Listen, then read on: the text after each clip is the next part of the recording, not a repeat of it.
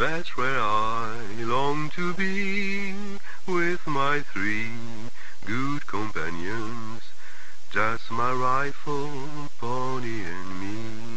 Microciné, bonjour ou bonsoir, ça va dépendre de l'heure à laquelle vous allez découvrir cette émission. Aujourd'hui, nous allons parler d'un film qui sort aujourd'hui. Le film s'appelle Conférence, il est réalisé par le cinéaste russe Ivan Tverdovsky.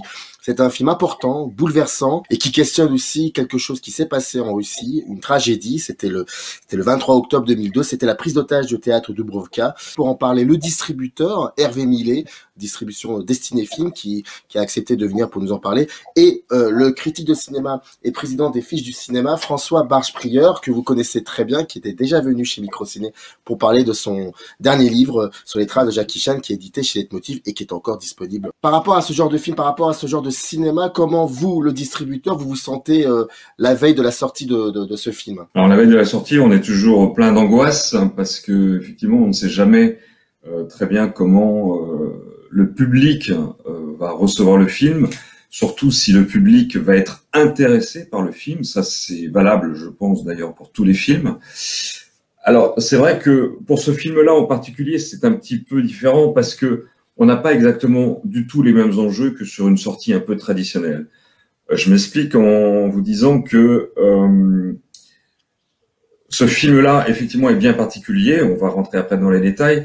Mais c'est surtout que quand je l'ai découvert, quand on l'a découvert, on avait déjà sorti son précédent film qui s'appelle L'Insensible.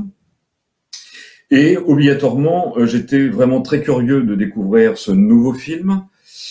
Alors, on va aussi en parler. C'est un film, effectivement, avec un sujet très difficile, un film très exigeant, un vrai film à réessayer, qui, bien sûr, s'adresse à un public très restreint et très particulier. Donc, on va pas dire qu'on le sort pour aller à la rencontre du public. Bien sûr que c'est important, ça c'est évident, mais on le sort parce que pour moi, c'est l'un des plus grands cinéastes russes actuels de sa génération. Il a juste un tout petit peu plus de 30 ans. Il en est déjà à son 4e film. Et il me paraissait important, après avoir sorti déjà L'Insensible, il me paraissait important de continuer à soutenir son cinéma. Donc, quand on l'a découvert, encore une fois, eh bien, on est rentré en contact avec le vendeur international. Et puis, on a avec bonheur réussi à trouver un accord pour pouvoir sortir le film en France. Et on est vraiment, vraiment ravis de sortir ce film en France. Qu'est-ce qui vous a sensibilisé quand vous avez découvert le cinéma de Tverdovsky? Alors, c'est un cinéma très radical, mais c'est vraiment du vrai cinéma à réessayer. Et je pense que François en parlera certainement encore beaucoup mieux que moi. Par le propos, par la force du propos, par la mise en scène, parce que dans Conférence, il y a une mise en scène absolument exceptionnelle, par la prestation des acteurs aussi, qui est vraiment extrêmement importante, que ce soit l'actrice principale, la mère, la fille aussi, qui a un rôle très important et qui est vraiment exceptionnelle à l'écran. Enfin, voilà, après, par toute l'ambiance qu'il arrive à créer, et puis par cette histoire, parce que moi, c'est un événement obligatoirement dont je me souvenais, puisqu'on en a quand même beaucoup parlé, même en France. Et bien sûr, je m'en souvenais, mais en même temps, c'est un événement qui a eu lieu il y a longtemps, c'était en 2002. La Russie, ben, c'est très loin de la France, et puis c'est vrai qu'on n'avait certainement pas tous les tenants et tous les aboutissants, et se replonger dans cet événement, et la façon justement dont il le traite, est vraiment très intéressante. Et obligatoirement, moi j'ai trouvé que cet événement, qui encore une fois a eu lieu il y a presque 20 ans, a une résonance aussi énorme avec ce qui s'est passé en France il y a quelques années avec l'attentat du Bataclan. Et je trouvais justement que le sujet du film, qui est comment se reconstruire après avoir vécu une telle tragédie, était en France, de toute façon, d'actualité, surtout qu'actuellement, c'est le procès du Bataclan, donc on en parle énormément, et je trouve que justement, ça me paraissait vraiment très important de vouloir montrer justement comment des gens qui ont vécu de l'intérieur ce type d'événement, eh bien, justement, l'héroïne de Conférence, elle, malheureusement, n'a pas réussi à reprendre une vie normale, puisqu'elle est devenue nonne, elle s'est enfermée dans un couvent. Alors là, 18 ans après, elle organise une conférence dans le théâtre lui-même où les événements se sont passés, en invitant des gens qui ont vécu carrément directement l'événement ou qui faisaient partie des familles, pour essayer justement d'expier un petit peu toute cette tragédie qui est restée totalement en elle. Mais on voit bien qu'elle a beaucoup de mal, qu'elle a vécu des choses qui l'ont marquée à vie. Sa fille, justement, elle est en conflit avec sa fille parce que sa fille, elle vit tous les jours, dans la vie de tous les jours. Enfin voilà, il y a tout un contexte que je trouve très bien amené, très bien expliqué, et qui faisait justement, encore une fois, écho à malheureusement tous les attentats qu'il peut y avoir en France et ailleurs. Et je trouvais ce sujet vraiment important. Juste une dernière question, Hervé. Je n'ai pas vu le précédent film du cinéaste. Est-ce que, au niveau de la mise en scène, est-ce que c'est toujours la même mise en scène? Non, alors pas du tout. L'Insensible n'a absolument rien à voir avec Conférence. Je ne vais pas dire que c'est un film plus commercial, parce que ça reste un vrai film à réessai. Ça dénonce les travers de la justice, de la corruption, de la justice et donc de la corruption qui va avec en Russie. C'est un film plutôt moderne, avec une mise en scène assez vive, qui n'a absolument justement rien à voir avec la mise en scène de Conférence. Mais c'est justement tout le talent de ce cinéaste, c'est que beaucoup de cinéastes, on va dire, qu'ils font toujours plus ou moins le même film toute leur carrière, et que là justement, moi je trouve que ce cinéaste se renouvelle à chaque film, avec des histoires différentes, avec justement une façon de les présenter différente. Il a vraiment beaucoup de talent. Le seul petit problème pour moi, c'est qu'il n'a pas encore cette reconnaissance mondiale. Il faudrait qu'il soit sélectionné à Cannes, par exemple, en sélection officielle, et je pense qu'il le mérite amplement, pour peut-être justement avoir cette vraie reconnaissance. C'est vraiment dommage, encore une fois, il est très jeune, donc j'espère que peut-être son prochain ou les prochains bénéficieront d'une meilleure visibilité, on va dire, dans un énorme festival, avec peut-être un vrai prix, un prix de la mise en scène ou un prix du scénario, je ne sais pas, qui lui permettrait, encore une fois, d'éclater un petit peu, parce que ces films marchent très bien en Russie, malgré des sujets qui ne sont pas très tendres avec le pouvoir russe, mais ils ont une certaine reconnaissance. Malheureusement, on va dire que dans le monde, notamment en France, il n'est pas malheureusement aujourd'hui reconnu à sa juste valeur. Et c'est aussi pour ça que, pour revenir à ce que je disais juste avant, c'est aussi pour ça qu'on a choisi aussi de le signer et de le sortir, parce que, encore une fois, je pense que c'est vraiment un cinéaste important, et j'espère que, encore une fois, il sera un jour reconnu à sa juste valeur. Je ne sais pas si tu te souviens, François, de l'ouverture du film qui est assez saisissante. Mais en fait, voilà, l'ouverture est très simple. C'est un plan qui est une espèce de plongée comme ça dans une salle de théâtre. On imagine les sièges sont tous pliés et puis une femme arrive et est en train de faire le ménage en passant l'aspirateur. C'est long. C'est lent, c'est captivant, c'est saisissant. Puis il se passe un moment quelque chose, c'est qu'elle sort du cadre et puis l'aspirateur s'éteint. Et en fait, elle revient dans le cadre et elle branche de nouveau la prise de l'aspirateur avec elle le branche de nouveau. Et puis à ce moment-là, le film il y a un cut et le film propose autre chose. On dit souvent qu'il faut être extrêmement attentif au premier plan d'un film, parce que les premiers plans d'un film donnent donnent le ton de ce qui pourrait se passer dans la mise en scène, pas forcément dans un contexte narratif, mais dans la mise en scène. Et effectivement, il y a de cela. On pourrait en parler énormément, mais cette ouverture est juste saisissante. Qu'est-ce que tu en as pensé?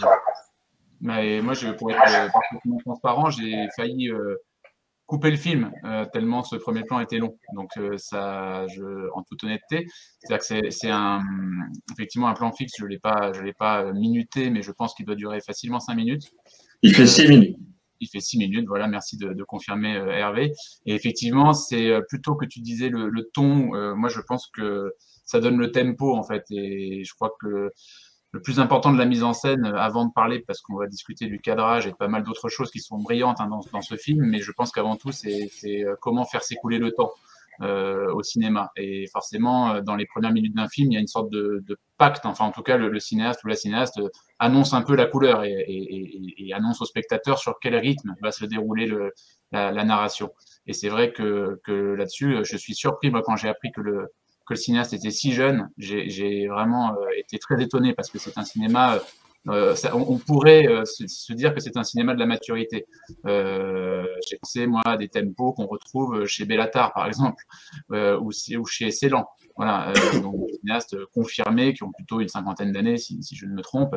Et j'ai été très surpris qu'un cinéaste de cet âge-là, effectivement, assume et prenne un risque, parce que c'est un réel risque, hein, ce premier plan, mais en même temps, il est nécessaire pour se mettre aussi dans un niveau d'attention et dans un climat à la fois visuel et sonore qui va du coup être effectivement tenu tout le long du film et qui est nécessaire à accoucher à la fois du récit, des réflexions qui gravitent autour et surtout à s'immerger dans une façon de faire, dans un rythme et dans une mise en scène qui va après être tenue de bout en bout. Donc en fait, passer ce premier plan, j'ai compris que c'était, comment dire, une sorte de contrat initial qui après n'allait plus jamais être trahi et qui au contraire allait se révéler à chaque séquence plus puissant que la séquence précédente.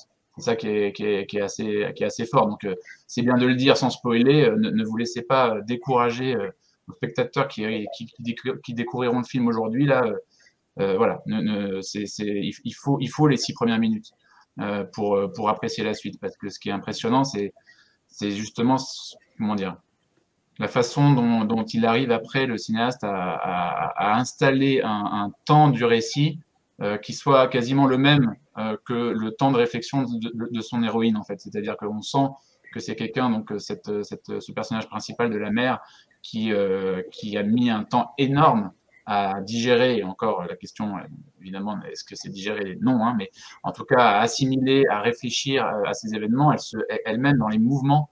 Elle est très lente dans ses déplacements, elle a une énonciation qui est également très appliquée. On sent que c'est quelqu'un qui réfléchit à ce qu'elle dit et qui s'écoute aussi penser, ressentir et formuler les choses. Et en fait, le cinéaste, c'est là qu'il est très fort, c'est qu'il adopte une mise en scène qui nous propose, nous, aux spectateurs, la même chose, c'est-à-dire une façon d'avancer avec lui dans des scènes qui sont longues, qui sont souvent des plans fixes ou avec des mouvements très très lents, des très légers travelling avant, des choses voilà, qui vraiment très intenses et une direction de comédien hallucinante, encore une fois, pour un cinéaste de cet âge-là, c'est-à-dire arriver à faire jouer des acteurs qui peuvent avoir parfois 30 ans de plus que lui, dans des scènes difficiles, voilà, où vraiment les choses se lisent un peu comment dire, voilà, sur les visages, mais au bout de 5 minutes, encore une fois. C'est vraiment pas des scènes qui sont données. Elles sont jamais données, les scènes, elles sont jamais résumées dès le début, mais on a l'impression que chaque scène accouche un peu d'une émotion propre.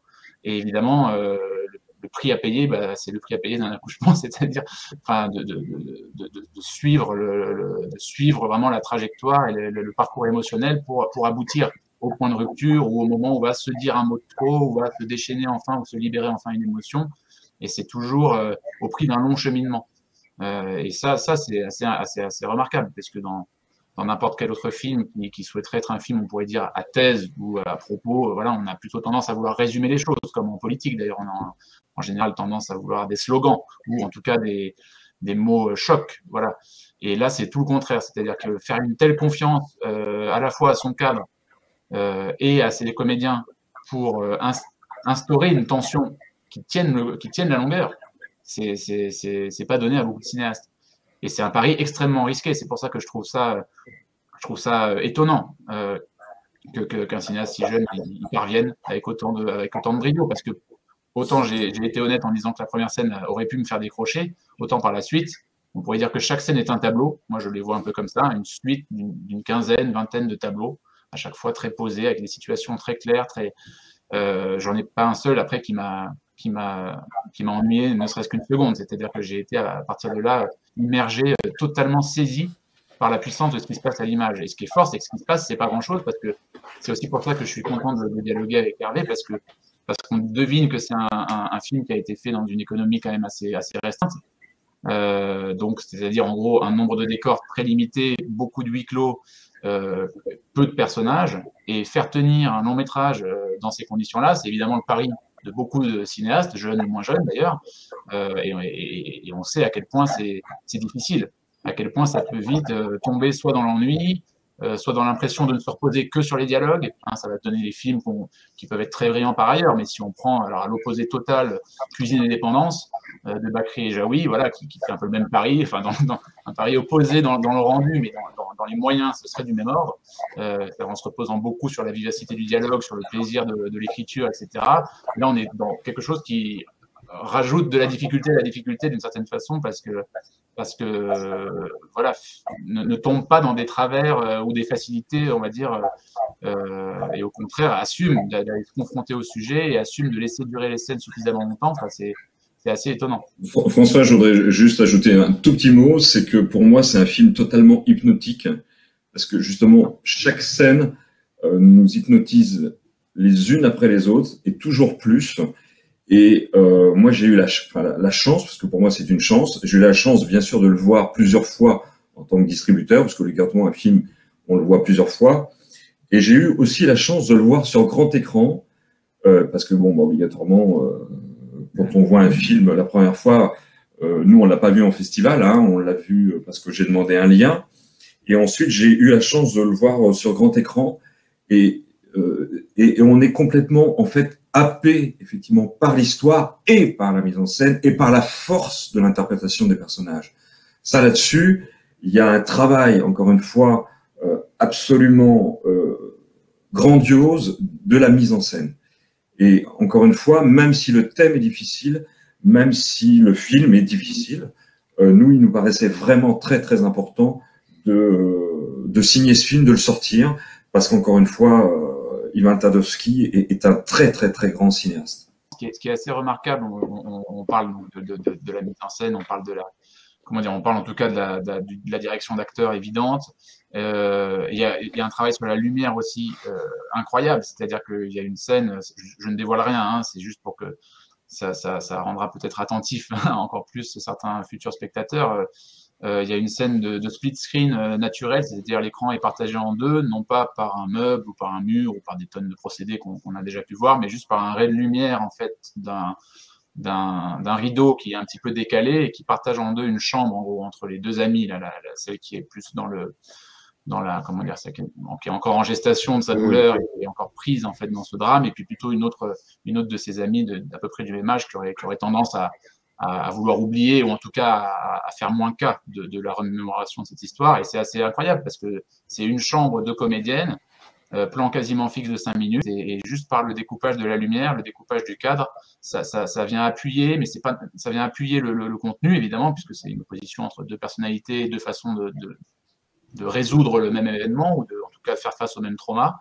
Et c'est dans l'image, juste par la lumière, juste par une petite séparation toute nette. Et c'est ça qui est assez incroyable. Il y a une autre scène où on passe des cris à la danse. Moi, j'en dis pas plus. Voilà, dans la même scène, pareil. C'est incroyable d'arriver à faire se côtoyer comme ça les émotions, et à chaque fois sans qu'on ait l'impression que ce soit forcé. C'est-à-dire que ce qui est assez incroyable, c'est la manière de faire effectivement accoucher, oui, j'aurais employé le mot, il est peut-être maladroit, mais accoucher les comédiens de l'émotion finale. C'est-à-dire que c'est assez étonnant. Et comme tout cheminement, on ne sait pas de quel côté ça va tomber avant que la scène se conclue. Donc il y a un suspense. Tu disais, Hervé, qu'on était effectivement hypnotisé. On est hypnotisé par la tension émotive, en fait, qui se joue à l'image. C'est-à-dire qu'on n'a jamais la moindre idée de la façon dont va se nouer, enfin se dénouer plutôt une scène ou se résoudre une situation. Donc ça, c'est assez incroyable d'arriver à faire quelque part un film de suspense, mais un film de suspense extrêmement lent et qui base son suspense sur des choses qui normalement sont du domaine de l'impalpable. C'est-à-dire qu'il y a quelque chose il va vraiment chercher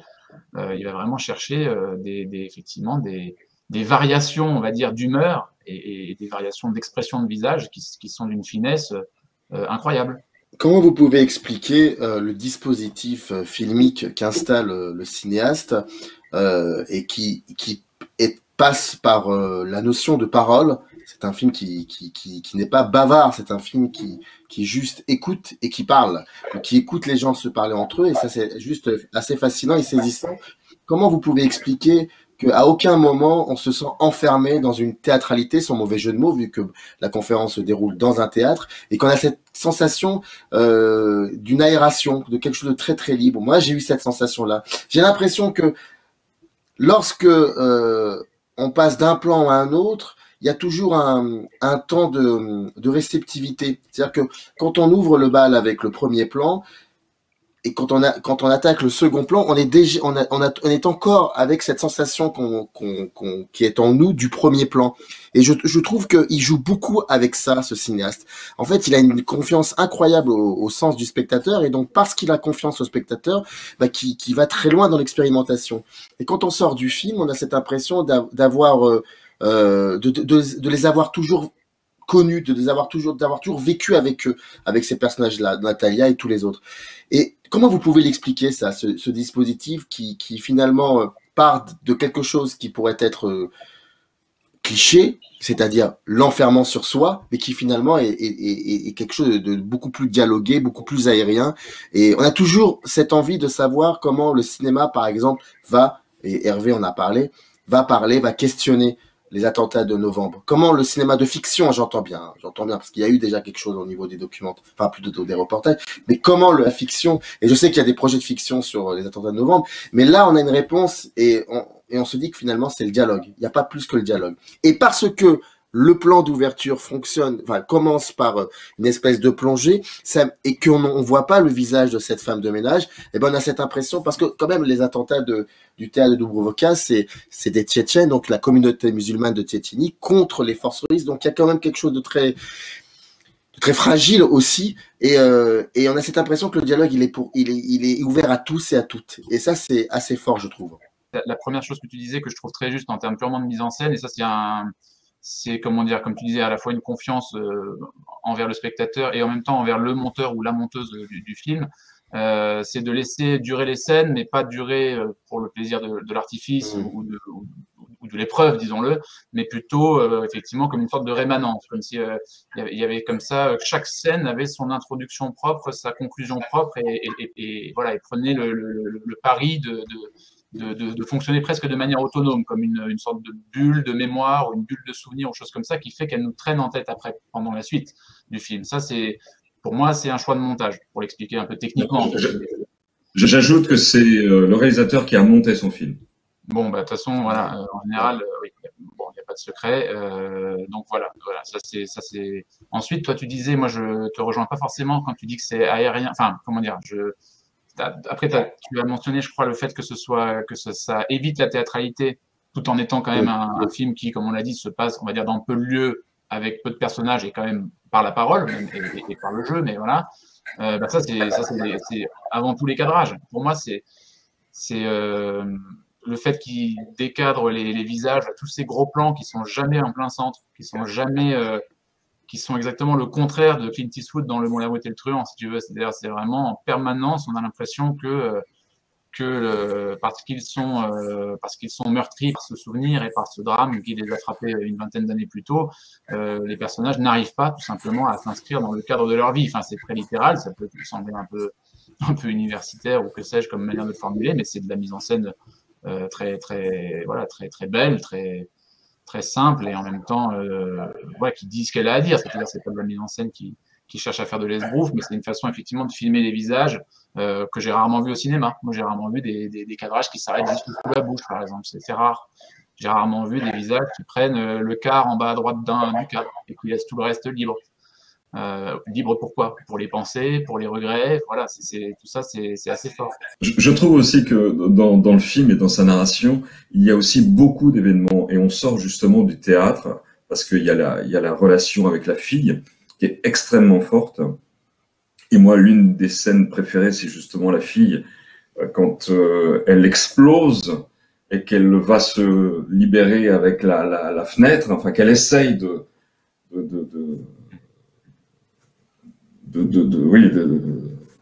de s'échapper, avec cette scène qui est absolument incroyable, où elle ouvre la fenêtre plusieurs fois, elle la referme d'une force incroyable. Voilà, il y a la relation avec la fille qui est vraiment très très forte, et puis j'ai oublié ce que je voulais dire, mais enfin, je trouve aussi que oui, on est dans ce théâtre, et oui, alors oui, c'est ça que je voulais dire, mais même dans le théâtre, on s'échappe. Pourquoi? Parce que à un moment, eh bien, il y a le responsable du théâtre qui leur dit que c'est terminé, il faut qu'elle s'en aille, il faut que tout le monde s'en aille, alors que elle décide, et c'est là aussi que l'histoire bascule, parce qu'elle décide de continuer jusqu'au bout, et quelque part de prendre en otage les gens qui sont là, puisqu'ils vont barricader des portes, pour aller jusqu'au bout de cette commémoration, de cette conférence. Et quelque part, l'histoire se retourne. Et ça, c'est aussi un côté extrêmement intéressant, c'est que cette femme qui a voulu organiser cette conférence pour, encore une fois, essayer que chacun puisse se libérer de cette histoire, eh bien, elle-même va prendre en otage les gens qui sont là. C'est un aspect aussi vraiment important du film, je trouve, et que le film n'est pas fait que de témoignages des gens qui sont là pour raconter ce qui s'est passé, mais il y a d'autres événements qui viennent nourrir le film. Oui, je pense notamment, par exemple, à une séquence impressionnante où Natalia, donc, qui est en conflit avec sa fille, mais il y a quand même des séquences extraordinaires avec ses petits enfants, enfin son petit enfant, c'est juste magique. Le film sort donc aujourd'hui, enfin je veux dire le 12 janvier. Il s'appelle Conférence. C'est un film réalisé par Ivan I. Tverdovsky. Aujourd'hui on avait le distributeur Hervé Millet et le critique de cinéma François Barche-Prieur qui venaient pour nous en parler, et c'était vraiment un moment important. Juste une dernière question, et là c'est au distributeur. Le film est distribué dans combien de salles en France? Alors, il sort dans très exactement 19 salles en France, dont 3 à Paris. Les salles parisiennes, c'est le Saint-André-des-Arts, c'est l'Entrepôt et le Lincoln sur les Champs-Élysées. On a mobilisé énormément la communauté russe, qui a été d'ailleurs très très très réactive. Alors bien sûr, surtout sur Paris. En province, c'est un petit peu différent. Et on a d'ailleurs organisé 2 soirées débat avec 2 intervenants. La première aura lieu jeudi soir à 20h au Saint-André-des-Arts, et la deuxième aura lieu vendredi soir à 20h au cinéma L'Entrepôt, où donc il y aura un intervenant pour chaque soirée qui viendra parler du film, qui viendra parler de la situation, qui viendra parler de cette histoire. Voilà, donc on espère, encore une fois, ça reste une petite sortie, parce qu'encore une fois, bien sûr que c'est un vrai film à réessayer, c'est un film compliqué, c'est un film difficile, c'est un film exigeant, mais on a quand même une belle programmation. On est assez content en tout cas de la sortie. J'espère que les spectateurs auront envie de voir ce film. Et j'espère surtout que, effectivement, la communauté russe, qui était encore une fois très réactive quand on les a contactés, bien sera là pour soutenir l'un de ses plus grands cinéastes. Vous trouverez dans le lien dans le descriptif de cette vidéo toutes les informations concernant la distribution de ce film. Merci beaucoup François, merci beaucoup Hervé. C'est une émission qui a été vraiment faite qu'on a bricolé à la dernière minute, et je suis vraiment très reconnaissant que François et Hervé aient pu être disponibles pour en parler. Je remercie aussi Jamila Ouzaïr, l'attachée de presse, sans qui cette émission n'aurait pas eu lieu. Et vraiment, allez voir si vous pouvez, si le film est passe dans une salle de cinéma à côté de chez vous, allez le voir. C'est une vraie expérience de cinéma et on en a besoin aujourd'hui. C'est très important. Merci beaucoup François Barche-Prieur et Hervé Millet. À très vite et bon courage au film. Longue vie. Merci beaucoup. Merci. Générique, c'est parti. Up arise in the canyon, that's where I long to be, with my 3 good companions, just my rifle, pony and me.